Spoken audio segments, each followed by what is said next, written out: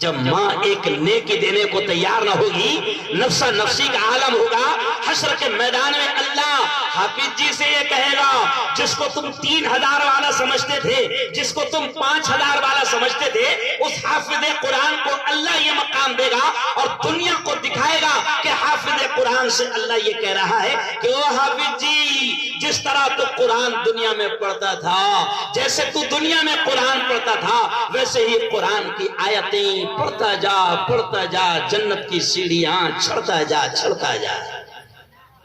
کیوں بھائی؟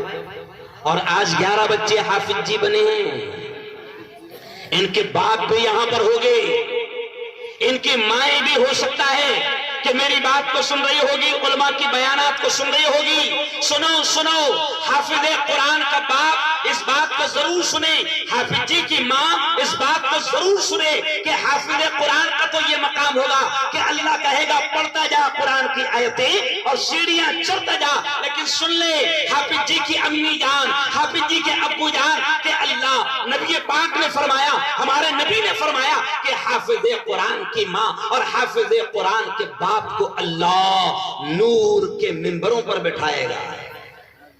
جیسے ابھی آپ احترام کرتے ہوئے کرسی پر ہمیں بٹھا رہے ہیں، تو حدیث میں آتا ہے کہ اللہ حافظ جی کی ماں کو، حافظ جی کے باپ کو اللہ منبروں پر بٹھائے گا اور وہ نور کے منبر ہوں گے۔ اور صرف یہی نہیں بلکہ حافظ جی کے باپ کے سر کے اوپر، حافظ جی کی امی کے سر کے اوپر اللہ ایک تاج رکھے گا۔ نبی پاک نے فرمایا کہ اس تاج کی روشنی، جو تاج اللہ ان کے سروں پر رکھے گا، حافظ قرآن کے باپ اور حافظ قرآن کی ماں کے سر پر، نبی پاک نے فرمایا کہ اس تاج کی روشنی آفتاب و مہتاب، سورج اور چاند سے زیادہ ہوگی۔ پورا اتر پردیش، پورا ہندوستان اور اس وقت کے سارے لوگ دیکھ کر حیرت زدہ ہوگے کہ یہ کون لوگ ہیں جن کو اتنا اونچا مقام دیا جا رہا ہے، یہ کون ہیں کہ جن کو نور کے منبروں پر بٹھایا جا رہا ہے، جن کے سروں پر اللہ نے ایسا تاج رکھا ہے کہ جس تاج کی روشنی آفتاب و مہتاب، سورج و چاند سے زیادہ روشن تاج ہے۔ تو اعلان ہوگا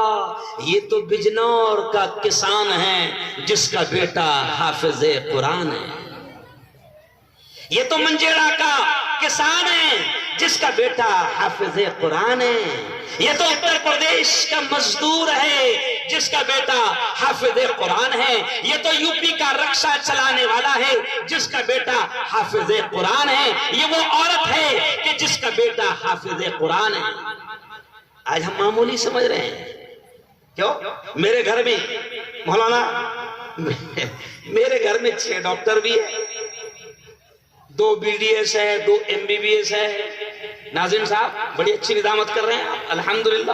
تو میں آپ کو بتاؤں کہ 2 BA میں سے 6 ڈاکٹر ہیں، تو کبھی کبھی میں ہنستے میرے بھائیوں سے کہتا ہوں، اور 2 بچے میرے اس وقت آسٹریلیا میں ہیں اور ایک مکہ میں ہیں، تو میں کبھی کبھی میرے بڑے بھائیوں سے کہتا ہوں کہ جن بچوں کے لیے 1-1 کروڑ روپے MBBS میں رشوت دی گئی ہے ایڈمیشن کے لیے، لیکن آج کل زمانہ بدل گیا، رشوت کو رشوت نہیں کہا جاتا، ڈونیشن ہے۔ وہ کیا کہا جاتا ہے اسے؟ عطیہ، بولو نا، ڈونیشن، عزتدار لفظ، رشوت نہ کہو۔ تو میں میرے بھائیوں سے کہتا ہوں جنہوں نے 1 کروڑ روپے دیے ہیں کہ سنو، حافظ قرآن کا یہ مقام ہوگا کہ اللہ اس سے یہ کہے گا، اور حافظ جی کی ماں اور حافظ جی کے باپ کا یہ مقام ہوگا کہ اللہ نور کے منبروں پر بٹھائے گا۔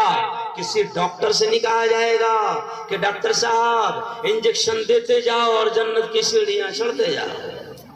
ارے بولو بھائی، کسی وکیل سے یہ الفاظ نہیں کہے جائیں گے، کسی انجینئر سے یہ الفاظ نہیں کہے جائیں گے۔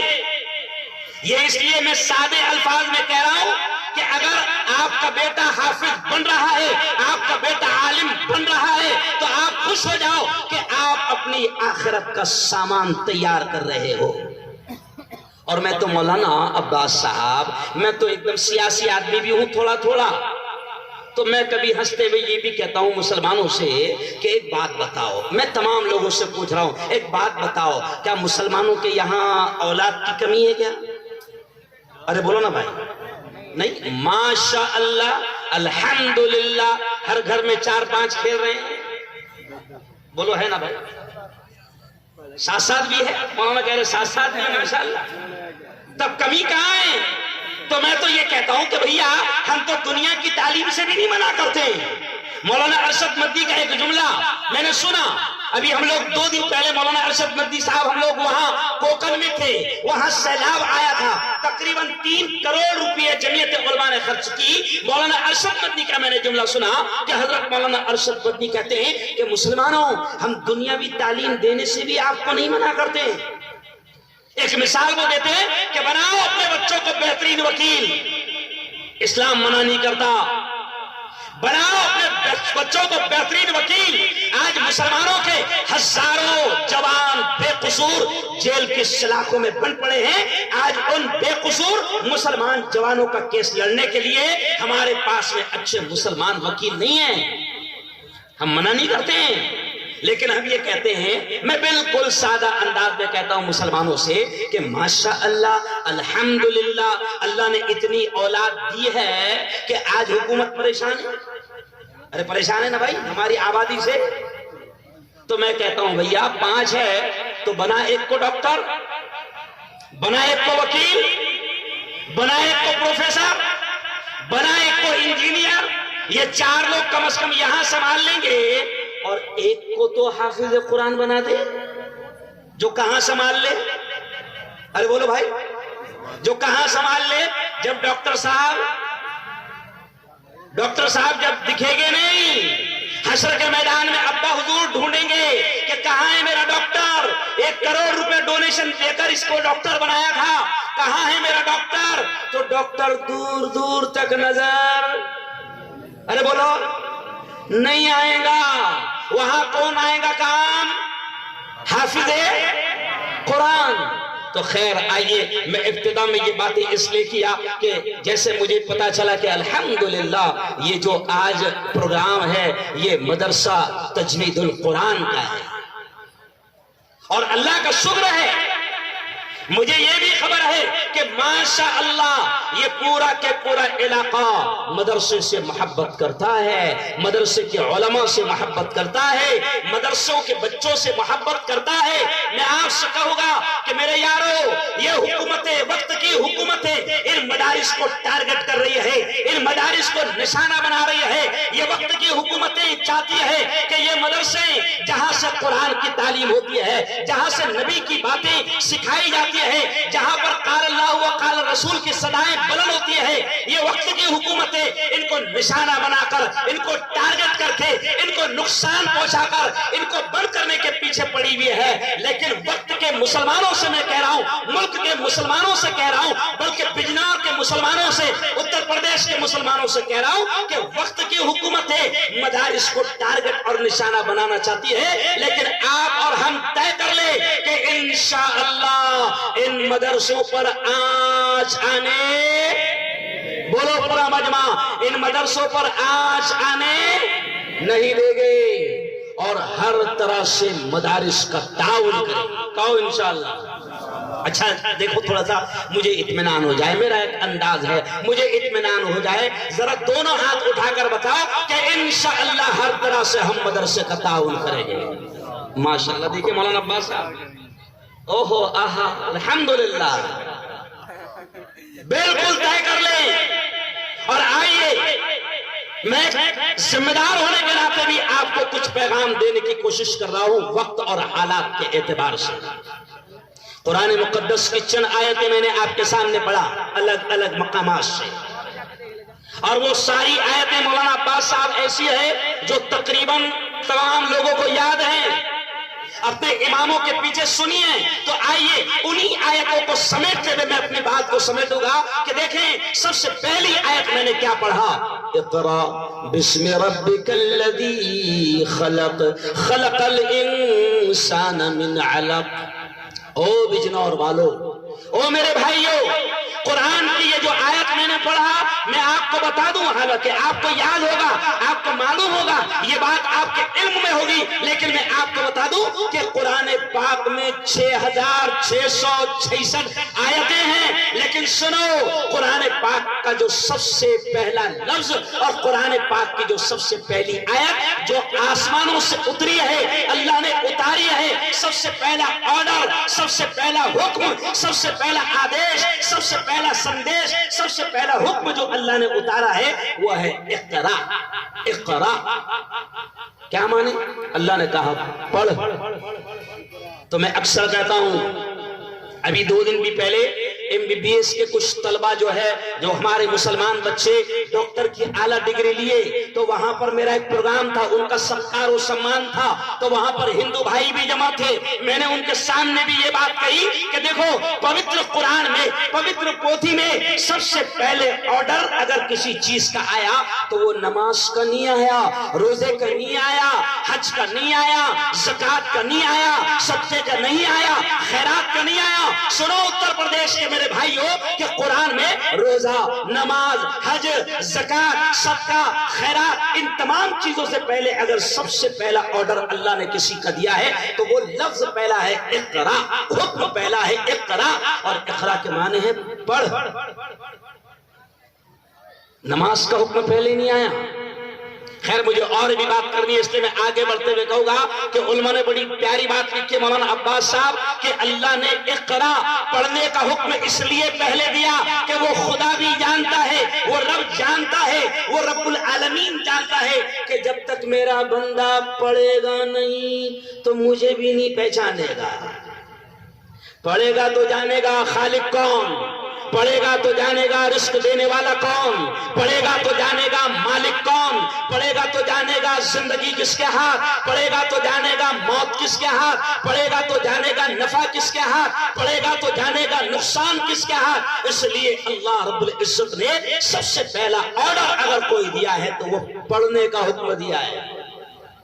اس لیے میں نے شروع میں اشعار بھی کیا کہا، تعلیم کی اہمیت پر میں آپ کو سمجھانے کی کوشش کر رہا ہوں، علم کی اہمیت پر میں آپ کو سمجھانے کی کوشش کر رہا ہوں کہ سب سے پہلے اللہ نے حکم دیا ہے پڑھنے کا۔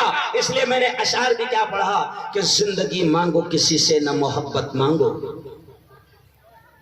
زندگی مانگو کسی سے نہ محبت مانگو، تخت مانگو، تخت مانگو نہ کوئی تاج و حکومت مانگو، جھوٹی دنیا ہے یہ، دنیا کی نہ شہرت مانگو، صرف اللہ سے تم علم کی دولت مانگو۔ او بھائیو کیا مانگو اللہ سے؟ زور سے بولو، زور سے بولو، کیا مانگو اللہ سے؟ علم۔ ہمارے نبی بھی دعا سکھاتے تھے اور دعا پڑھتے تھے، اور کیا کون سی دعا؟ اللہم انی اسألک علما نافعا۔ اے اللہ یہ جملے سن لو، عربی میں یاد نہیں رہیں گے تو اردو میں ہی یاد رکھ لینا۔ اللہ کو ساری زبانیں آتی ہے، اللہ کی ساری زبانیں اللہ کی ہے۔ کیا مانگنا اللہ سے؟ اللہم انی اسألک علما نافعا، اے اللہ میں تجھ سے نفع دینے والا علم مانگتا ہوں۔